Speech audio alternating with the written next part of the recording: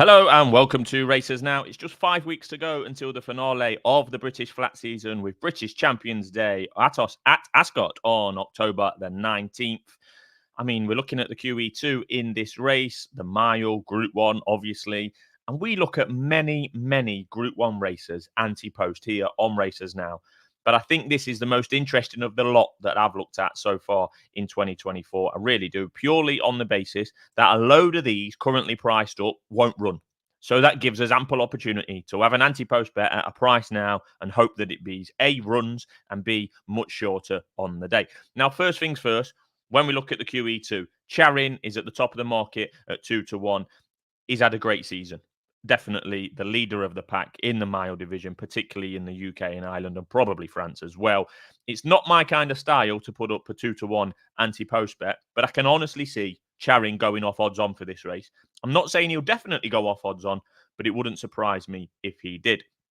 Particularly as we know that he handles soft ground. He's proven he handles better ground. He's proven at Ascot. On everything we've seen so far this season, Charin is head and shoulders above this lot.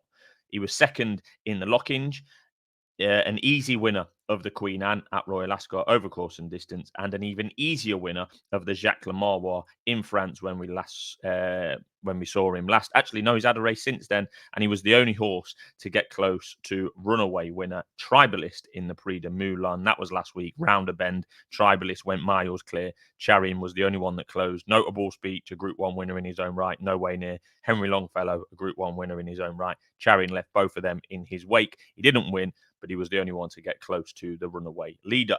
He's solid as a rock, Charin, but it has been a long year for him, and we have seen, particularly at this meeting on Champions Day, with the soft ground that we usually get, not always, to throw up some strange results, the end of a long season, etc. Now, Charin has been on the go since March. He won on the first day of the flat season at Doncaster on Lincoln Day. Then he ran in April. Then he ran in June, August, and September. I'm not tipping him, but I do think he's very solid. The interest in this race comes anti-post each way. And there's got to be a bet in the race. There just has to be. A, because there might not be many runners on the day. And B, loads and loads of them, as I've already said, that are priced up at the moment, either certainly will not run or very unlikely run. Taking a look at the unlikely runners, the prices are at the bottom of the screen at the moment, and there's loads of them. Opera Singer is second favourite and runs over 1.5 miles this weekend in France. It would be very unlikely for Opera Singer to be coming back to a mile. She's going to run over 1.5 miles this weekend, then probably go to the Arc. Notable speech, clearly hates soft ground and is Breeders' Cup bound. Hartem is joint sixth favourite at the moment. He's out injured for the season. Nashwa, she's also been injured all season, and she'd be very unlikely to run. Docklands is on his way to Australia. Lead Artist is running in the 7 furlong race this weekend. Laurel is dead, unfortunately. And Inspiral, for me, is gone at the game as far as I can see. So that's 8 of the top 15 or 20 in the market that I'm pretty confident won't run. Big Rock absolutely wazzed in this race last year by 6 lengths from the front. A dominant performance. Yes, it was on soft ground. Now, I thought that at the time was mega impressive and didn't get the credit it deserved. But evidence has suggested since that win from Big Rock in this race last year might have been a fluke because he hasn't done a whole lot this year. But to be fair, he hasn't had the soft ground he likes this year. He's only had 3 starts. So he is of interest at 20-1, but he could be a similar price on the day with his poor form coming into the race. I think he's a likely runner. Like I say, won it last year, likes soft ground. But I think he'll probably be a big price on the day anyway. I mean, he might not be 20-1 with those horses that have got to come out, but you could still see him being double figures on the day. And that, I mean, he's had a couple of runs this year that are just head scratching, this Big Rock. I mean, he ran in the Queen Anne on Good to Firm, which he doesn't like, obviously, at Royal Ascot, and it was basically a joke of a ride and a joke of a race for the 2 French horses, Factor Cheval, the other one. They came out the stalls. They raced far side on their own, the 2 French horses. It was disastrous stuff. So Big Rock hasn't had his conditions this year. Was last year a fluke? Possibly, but we might find out as and when he returns to defend his title this year. Tamfana, worth mentioning. Looked better than ever for David Manoussier when winning a Group 3 at Sandown last time. That was against her own sex, and this would be a big step up. But we might see her running something like the Sun Chariot again, filly and mares only between now and then. Soft ground would be fine for her. I think Tamfana might well run in this. The one I'd like to back at this stage is Ylang Ylang. She's 25-1. And I think the each way angle is the way to go. Now, this might be an anti-post bet that doesn't last very long.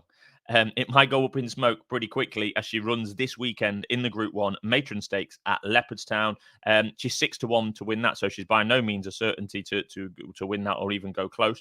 But I just think that it's all set up for Ylang Ylang to have a fruitful autumn season. Remember, this horse won a Group 1 Fillies Mile last year. She went off 11-8 favourite for the Oaks. She's had a midsummer break after clearly not staying a mile and a half in the Oaks. She stepped up from a mile in the Guineas all the way up to a mile and a half. Clearly didn't stay. Got that midsummer break. She came back last month at Leopardstown in a Group 3, and it was basically a joke of a performance from her, really. You'll have to go and watch that back. Yeah, might not have been fully extended. Let's put it politely. She won't mind soft ground. Ylang Ylang. She's won on that before. She's got a work cut out this weekend in the Matron. She's third favourite behind Porta Fortuna and Fallen Angel, who've both won Group 1s in their own right this year. But they're coming into Fallen Angels had a disjointed season. Porta Fortuna's been a busy lady. I think Ylang Ylang's going to be set up nicely for, like I say, for an autumn campaign. That would have put her right a few weeks ago. I know it's a bit cliche to say, she'll come on for the run, but you'll have to go back and watch it. It was a bit of a joke. But I think she'll go well in the Matron. She could even might well win. Then the QE2 is her most obvious target. Now that she's clearly being campaigned as a miler. Coolmore and Aidan O'Brien have got the likes of content maybe for the Prix de l'Opera, opera singer for the Arc. So I think Ylang Ylang is going to be their filly miler for the rest of the year. She's 25-1 for this, with loads of them that might not run, with the potential for her to improve and take her form to the next level this weekend and in the coming weeks. Fingers crossed for Ylang Ylang, each way at 25-1. Charin, as I mentioned at the start, is without doubt the one to beat. He's the standout talent, and 2-1 now could look big in 5 weeks' time. But it's Ylang Ylang each way for me. And yeah, another Group 1 previewed here on Races Now. There's so many to come at this time of the year. Plenty to look forward to. Thanks for watching.